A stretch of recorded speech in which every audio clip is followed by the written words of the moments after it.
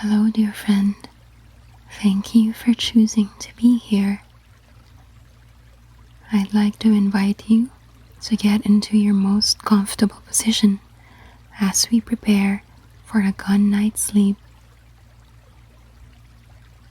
While lying down on your couch or bed, notice your surroundings.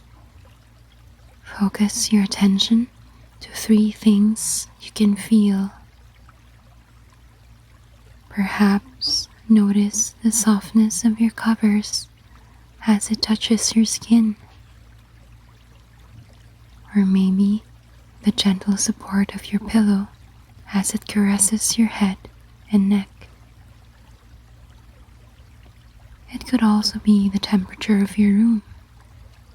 Is it too cold or warm or just right? Take your time to observe the objects of your choosing.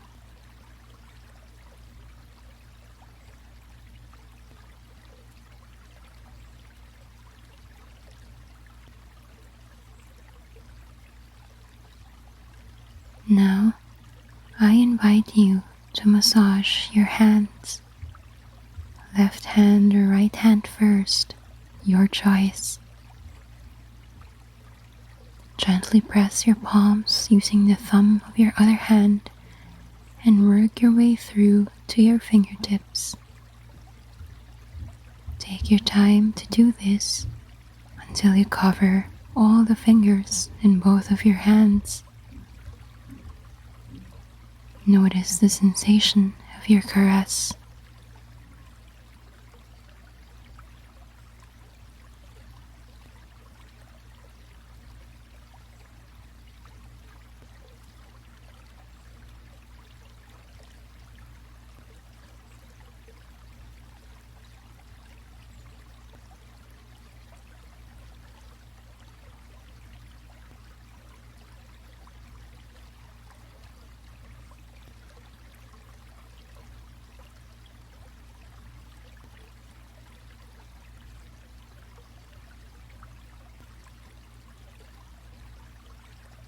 Continue to be present as you take a couple of deep breaths in and out. Inhale through your nose. Hold. And slowly let a long breath out.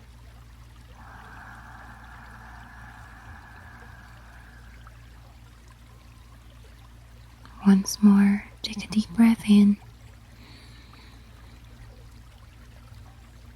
Hold. And let a long breath out through the nose or mouth.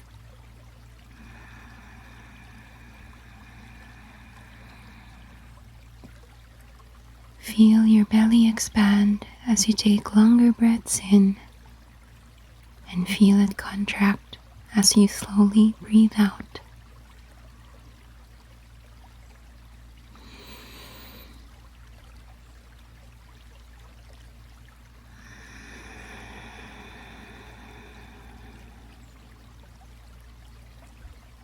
Continue to deepen your breath at the pace of your choosing.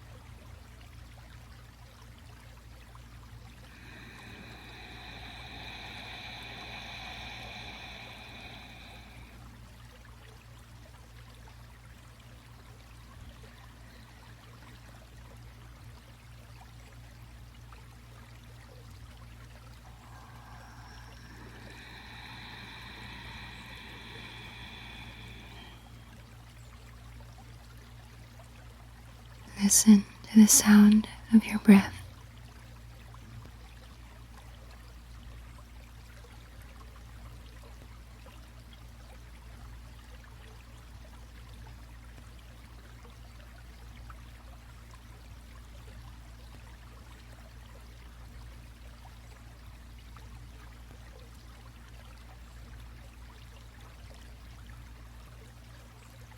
One last time together. Take a long breath in. Hold.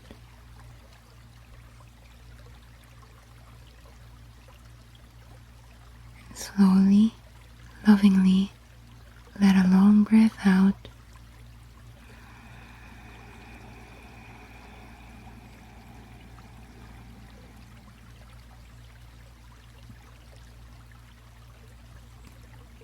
Tonight, I will read to you a couple of poems and a short story about making choices.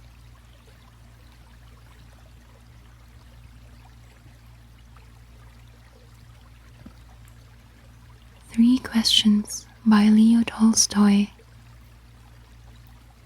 It once occurred to a certain king that if he always knew the right time to begin everything, if he knew who were the right people to listen to and whom to avoid, and, above all, if he always knew what was the most important thing to do, he would never fail in anything he might undertake.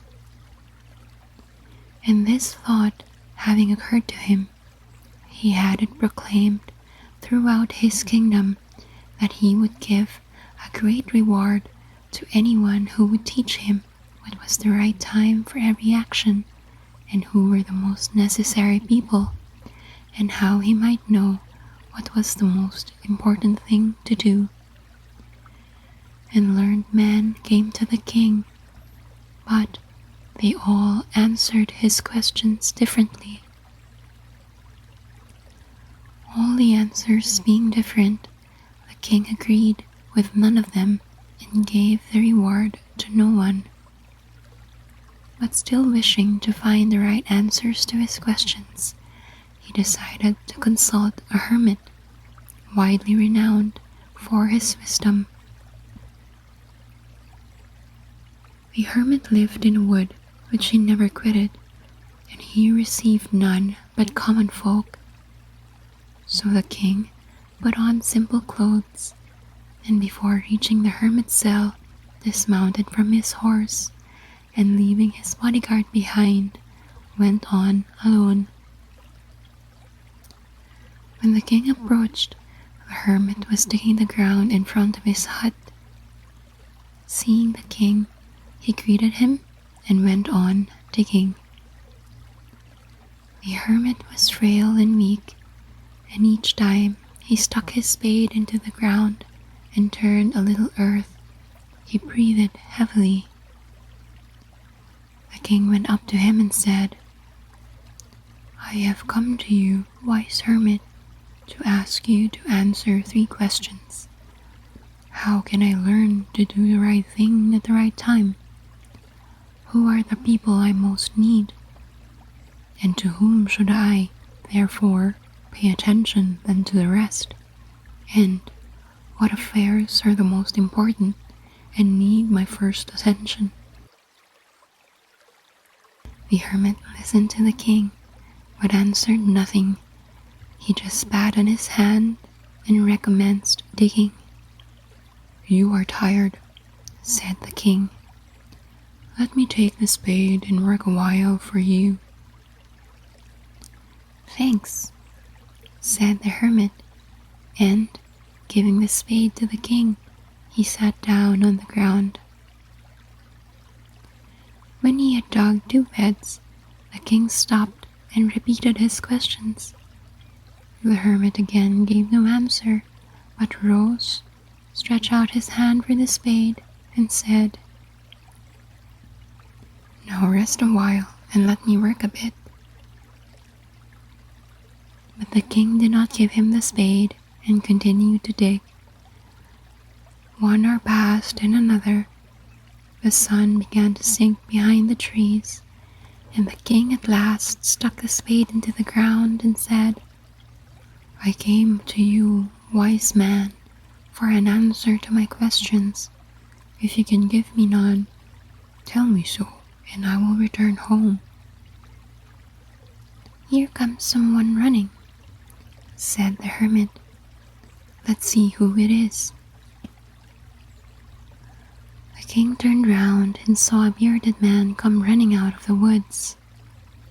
The man held his hands pressed against his stomach, and blood was flowing from under them. When he reached the king, he fell fainting on the ground, moaning feebly. The king and the hermit unfastened the man's clothing, and there was a large wound in his stomach. The king washed it as best he could, and bandaged it with his handkerchief and with a towel the hermit had.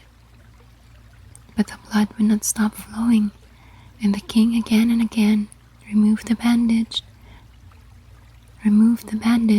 soaked with warm blood, and washed and rebandaged the wound. When at last the blood ceased flowing, the man revived and asked for something to drink. The king brought fresh water and gave it to him.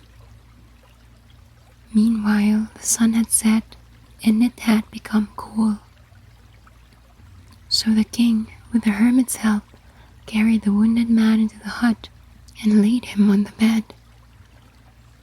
Lying on the bed, the man closed his eyes and was quiet. But the king was so tired with his walk and with the work he had done that he had crouched down on the threshold and also fell asleep, so soundly that he slept all through the short summer night. When he awoke in the morning, it was long before he could remember where he was, or who was the strange bearded man lying on the bed and gazing intently at him with shining eyes. "Forgive me," said the bearded man in a weak voice, when he saw that the king was awake and was looking at him. "I do not know you, and have nothing to forgive you for," said the king. "You do not know me, but I know you, and I am that enemy of yours who swore to revenge himself on you because you executed his brother and seized his property. I knew you had gone alone to see the hermit, and I resolved to kill you on your way back. But the day passed and you did not return, so I came out from my ambush to find you, and I came upon your bodyguard, and they recognized me and wounded me. I escaped from them, but should have bled to death had you not dressed my wound. I wished to kill you, and you have saved my life. Now, if I live and if you wish it, I will serve you as your most faithful slave, and I will bid my sons to do the same. Forgive me." The king was very glad to have made peace with his enemy so easily, and to have gained him for a friend, and he not only forgave him, but said he would send his servants and his own physician to attend him, and promised to restore his property. Having taken leave of the wounded man, the king went out into the porch and looked around for the hermit. Before going away, he wished once more to beg an answer to the questions he had put. The hermit was outside on his knees, sowing seeds in the beds that had been dug the day before. The king approached him and said, "For the last time, I pray you to answer my questions, wise man." "You have already been answered," said the hermit, still crouching on his thin legs and looking up at the king who stood before him. "How answered? What do you mean?" asked the king. "Do you not see?" replied the hermit.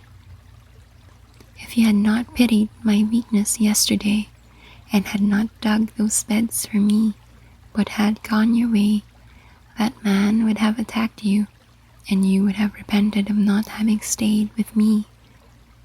So, the most important time was when you were digging the beds, and I was the most important man, and to do me good was your most important business. Afterwards, when that man ran to us, the most important time was when you were attending to him, for if you had not bound up his wounds, he would have died without having made peace with you. So he was the important man, and what you did for him was your most important business. Remember then, there is only one time that is important, and that is now. It is the most important time because it is the only time when we have any power. The most necessary man is he with whom you are, for no man knows whether he will ever have dealings with anyone else. And the most important affair is to do him good, because for that purpose alone was man sent into this life.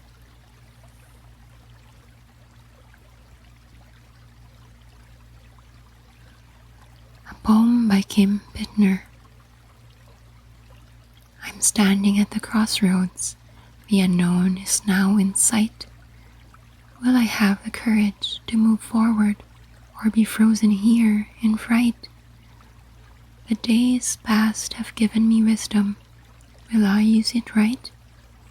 Or will I just make a rash decision and say, done with that, good night? I have the gift of yesterday and the hope tomorrow brings. I have friends and family who give me joy and wings. I have a mind to wander and a heart to give me voice. I have a great opportunity to make a better choice.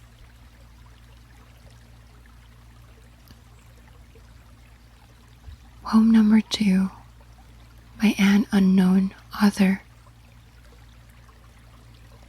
I choose to live by choice, not by chance, to be motivated, not manipulated, to be useful, not used, to make changes, not excuses, to excel, not compete.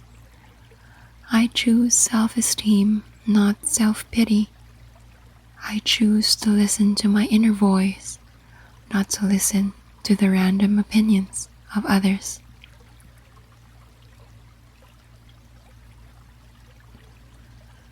A Better Me by Jojoba Mansell. I strive to find a better me, a person just and true. I want to live and not just be, to be decent through and through. I need to be a stronger me, both in body and in soul. It's not a whim, it needs to be, for me to feel whole.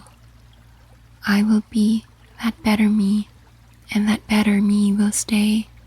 I will be better, they'll see. It's time to seize the day.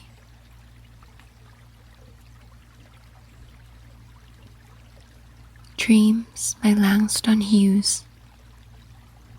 Hold fast to dreams, for if dreams die, life is a broken winged bird that cannot fly.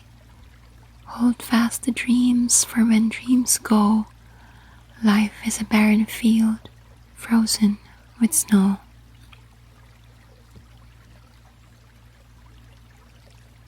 The Challenge by Jim Rohn. Let others lead small lives, but not you. Let others argue over small things, but not you.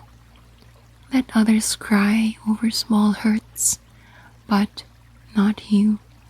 Let others leave their future in someone else's hands, but not you.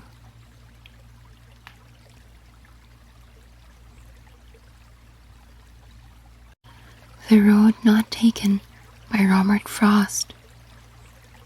Two roads diverged in a yellow wood and sorry I could not travel both. And being one traveler, long I stood, and looked down one as far as I could, to where it bent in the undergrowth, then took the other as just as fair, and having perhaps the better claim, because it was grassy and wanted wear. Though as for that the passing there had warned them really about the same, and both that morning equally lay in leaves no step had trodden back. Oh, I kept the first for another day, yet knowing how way leads on to way, I doubted if I should ever come back. I shall be telling this with a sigh, somewhere ages and ages hence. Two roads diverge in a wood, and I took the one less traveled by, and that has made all the difference.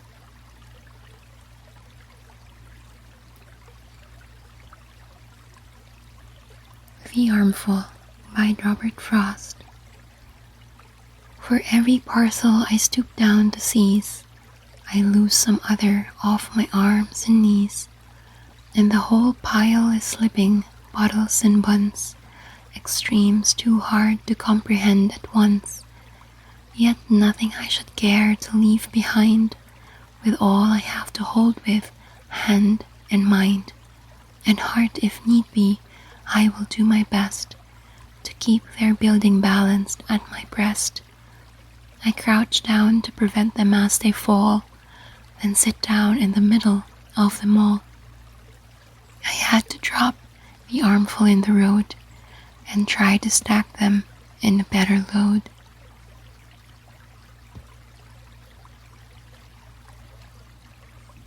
Hard Choices by Jojiba Mansell.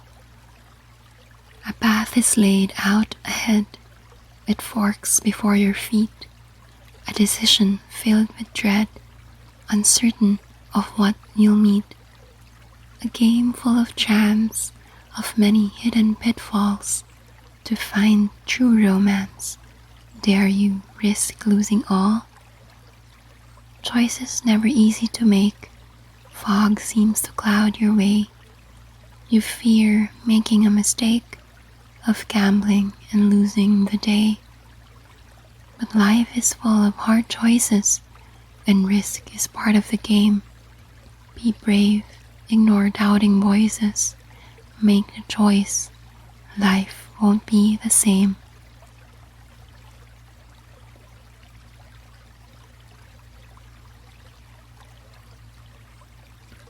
Life Is by Mother Teresa. Life is an opportunity, benefit from it. Life is beauty, admire it. Life is a dream, realize it. Life is a challenge, meet it. Life is a duty, complete it. Life is a game, play it. Life is a promise, fulfill it. Life is sorrow, overcome it. Life is a song, sing it. Life is a struggle, accept it. Life is a tragedy, confront it.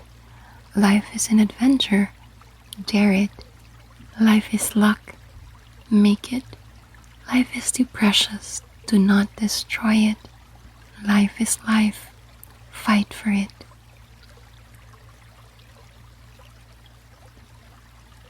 One song can spark a moment, one flower can wake the dream, one tree can start a forest, one bird can herald spring, one smile begins a friendship, one hand clasp lifts a soul, one star can guide a ship at sea, one word can frame the goal, one vote can change a nation. One sunbeam lights a room, one candle wipes out darkness, one laugh will conquer gloom. One step must start each journey, one word must start each prayer. One hope will raise our spirits, one touch can show you care. One voice can speak with wisdom. One heart can know what's true. One life can make a difference. You see, it's up to you.